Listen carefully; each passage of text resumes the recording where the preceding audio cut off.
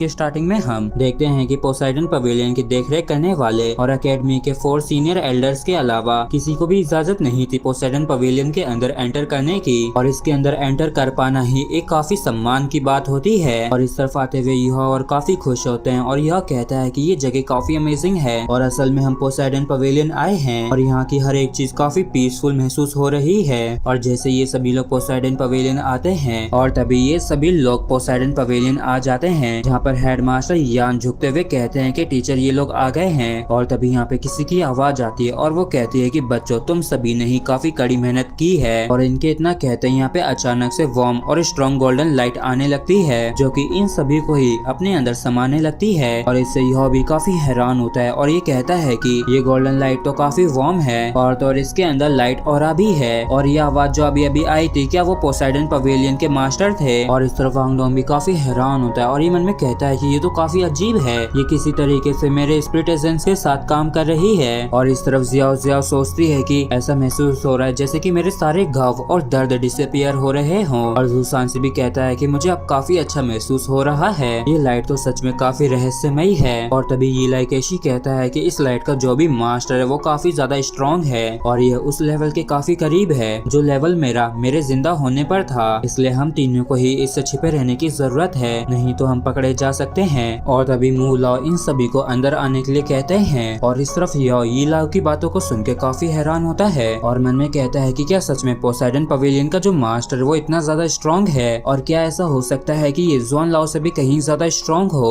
और जैसे ये सभी लोग पोसाइडन पवेलियन के अंदर आते हैं तो हेडमास्टर यान कहते हैं कि ये पोसाइडन पवेलियन है जहाँ पे हाई लेवल इंडिविजुअल ही एंटर कर सकते हैं और हम 4 डीनों के अलावा यहाँ पे हर किसी ने काफी बड़ा योगदान दिया है स्कूल के लिए। और आज तुम सभी लोग यहाँ पे इसलिए हो क्योंकि तुम सभी ने जो स्कूल के लिए किया है, इसलिए स्कूल ने भी तुम लोगों को स्वीकार कर लिया है। और यहाँ पे हम तुम लोगों के रिवॉर्ड्स को अनाउंस करेंगे। लिंग लुओ चेन, दा याओ हैंग, और इनके नाम लेते ये दोनों आगे आ जाते हैं। तुम दोनों और मा जियाओ इनर एकेडमी के पीपल्स हो और तुम्हारे मिशन में तुम लोग अपने साथियों की रक्षा करने में विफल रहे और टूर्नामेंट के अंदर इतने बड़े डिसएडवांटेज के साथ एंटर किया, इसलिए इस गंभीर गलती को याद रखना। और इनकी इन बातों को सुन के ये दोनों काफी चौंक जाते हैं और जो जानकारी मुझे मिली है उसके हिसाब से जो इंजरीज और डेथ तुम्हारे टीममेट्स की हुई है वो तुम्हारे अपोनेंट को लेके लापरवाही की वजह से हुई है। और अगर वो यह समय पे नोटिस नहीं करता तो मुझे डर है कि यहाँ तक कि तुम दोनों भी सुरक्षित लौट के नहीं आ पाते।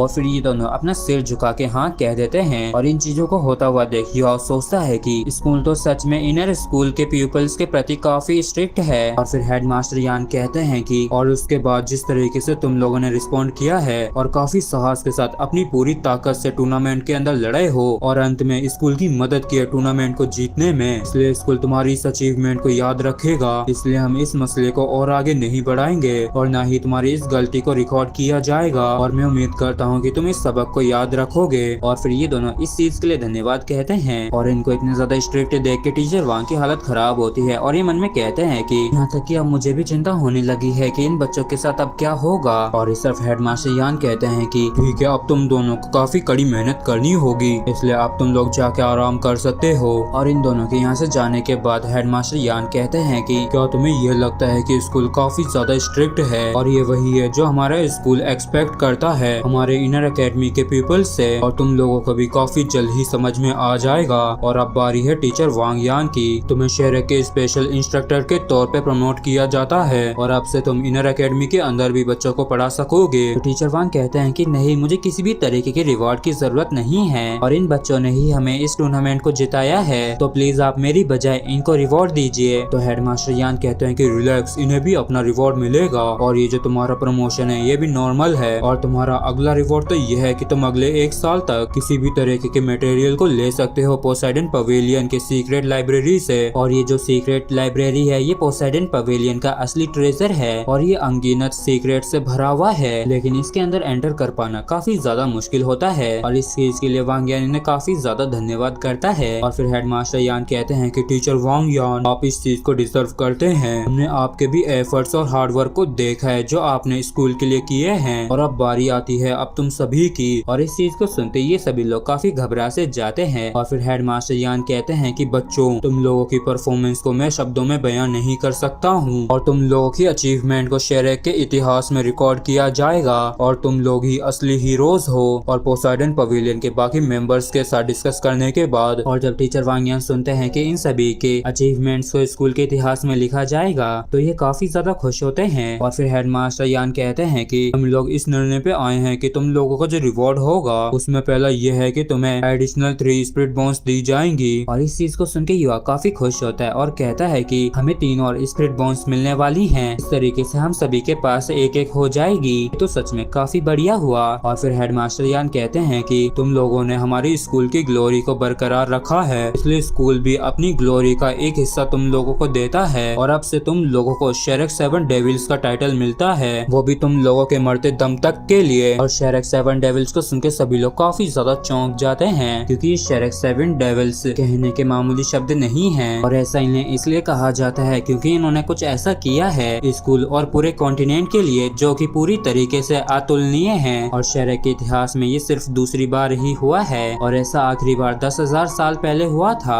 और आज ये जो भी है ये सब कुछ ओरिजिनल 7 डेविल्स की वजह से ही है। और ओरिजिनल 7 डेविल्स का जो नाम था उसकी मीनिंग अभी तक बिल्कुल भी नहीं बदली है। और ये टाइटल सिर्फ शेरेक के ग्रेट इंडिविजुअल्स को ही दिया जाता है और इसका नाम मिलने से ज्यादा कुछ भी ग्लोरियस नहीं हो सकता है। और ये रिवॉर्ड तुम लोगों को पोसाइडन पवेलियन के सभी मेंबर्स के साथ डिस्कस करने के बाद दिया गया है, लेकिन तुम सभी को ही स्कूल के अंदर अपनी लाइफ स्टाइल को एकदम नॉर्मल रखना होगा। और ये तब तक अनाउंस नहीं करवाया जाएगा जब तक कि तुम लोग ग्रेजुएट नहीं कर लेते हो, लेकिन इस बारी की जो ये तुम्हारी अचीवमेंट्स हैं उसे जरूर रिकॉर्ड किया जाएगा। और तो और प्लीज किसी और को इस बारे में ना बताएं। और तभी भाई भाई कहता है कि डीन यान मरते दम तक से आपका क्या मतलब है। तो फिर हेडमास्टर यान कहते हैं कि समझना मुश्किल है क्या, चलो मैं तुम्हें समझा देता हूँ। इसका मतलब यह है कि जब तक कि तुम में से एक भी जिंदा रहता है तब तक शेरेक 7 डेविल्स का ये टाइटल किसी को भी नहीं दिया जाएगा। इसलिए तुम सभी को ही कड़ी मेहनत करने की जरूरत है जिससे कि तुम सभी ही जिंदा रह सको। और यहाँ पे ये सातों ही इस रिवॉर्ड से काफी ज्यादा शॉक्ड होते हैं। और फिर ये सभी ही बाई बाई को फॉलो करते हुए स्कूल के सभी हायर अप्स को रिस्पेक्ट पे करते हैं। तभी हेडमास्टर यान कहते हैं कि टीचर क्या आप भी इन्हें कुछ इंस्ट्रक्शंस देना चाहेंगे। और यह इस वजह से काफी ज्यादा चौंक जाता है क्योंकि इसने इन्हें बिल्कुल भी यहाँ पे नोटिस नहीं किया था।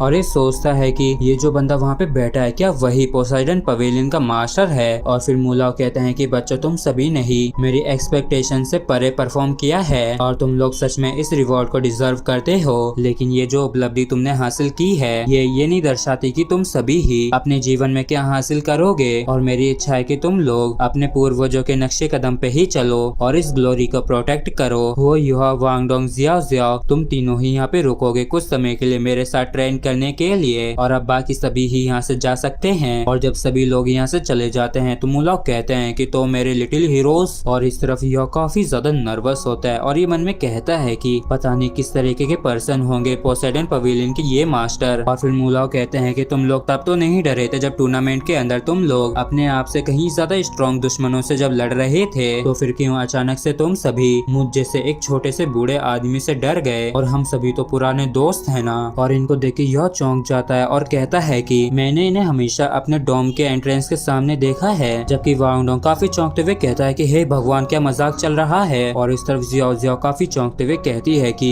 तो ये असल में हमारे स्कूल के पोसाइडन पवेलियन के मास्टर हैं। और फिर ये कहते हैं कि हाँ तुम लोग गलत नहीं सोच रहे हो, मैं वही ओल्ड फूल हूँ जिसे तुम हमेशा देखा करते थे। और वहाँ पे मैं न्यू स्टूडेंट डॉर्मेट्री के आसपास के एटमॉस्फेयर को एंजॉय करता था और अब तुम इधर आओ मेरी मदद करो खड़े होने में। और तभी यह इनकी मदद करने के लिए आ जाता है और ये खड़े होते हुए कहते हैं कि मैं मुंह हूँ लेकिन तुम लोग मुझे मुलाव बुला सकते हो और मैं किसी अजीब ट्रेडिशन की वजह से ऐसे नहीं बैठता हूँ और मेरी बचपन की इंजरीज की वजह से ही मुझे ऐसे बैठना पड़ता है। और जिन्हें मेरी चिंता है मेरी परवाह करते हैं उन्होंने इस चेयर को मेरे लिए बनाया है। वो यार मुझे अच्छे से याद है जब तुम पहली बार डॉम के लिए आए थे और तुम पहले थे जो मेरे पास आके पूछे थे कि मैं कैसा हूँ और तुम्हारी उम्र में ऐसे ज्यादा कोई लोग नहीं करते हैं। तो यह कहता है कि ये तो कुछ ऐसा है जो मुझे करना ही चाहिए। और इस तरफ वांगडोंग और जियाओ जियाओ को अपने ऊपर काफी ज्यादा शर्म आ रही होती है और ये अपना चेहरा छिपाते हुए झुकाते हुए कहते हैं कि ये कितना ज्यादा एम्बेरेसिंग है, मैंने बिल्कुल भी इन्हें कभी नोटिस भी नहीं किया। और फिर मूला इन्हें कहीं लाते हुए अपनी पावर को इस्तेमाल करते हुए कहते हैं कि हमारे स्कूल का जो पोसाइडन पवेलियन है वो एक काफी रेयर गोल्डन ट्री है और अब हम इसके दिल तक आ गए हैं। और वांगडोंग काफी चौंकते हुए कहता है कि ये तो काफी बड़ा है और असल में हम अभी इस पेड़ के दिल में हैं और यहाँ पे तो सच में भर भर के लाइट और लाइफ एनर्जी है। और फिर मूला बताते हैं कि ये जगह ही तुम्हारी ट्रेनिंग के लिए होने वाली है। वांग डोंग, इस रास्ते से होते हुए तुम जाओगे और इसके अंत में एक रूम है, उसके अंदर एंटर करके अपनी ट्रेनिंग करना शुरू कर दो और जब तुम उठोगे तब तुम अकेडमी में वापस लौट आना। और इस तरफ वांग डोंग थोड़ा सा परेशान होता है क्योंकि ये अकेला जाने वाला है, वो भी बिना युहाओ के। और ज़ियाओ ज़ाओ, तुम लेफ्ट से थर्ड वाले पासेज में एंटर करोगी। और तभी हम देखते हैं कि वांग डोंग इस रास्ते से होते हुए एक रूम तक पहुंच गया होता है और ये इसे खोलते हुए कहता है कि ये तो कितना ज्यादा सीक्रेटिव है और यहाँ पे मैं कैसे ट्रेन करने वाला हूँ। और जैसे वांग डोंग इसे ओपन करता है तो इसके अंदर से काफी ज्यादा रोशनी बाहर आ रही होती है, जिसे देख के वांग डोंग काफी ज्यादा हैरान होता है और कहता है कि ये तो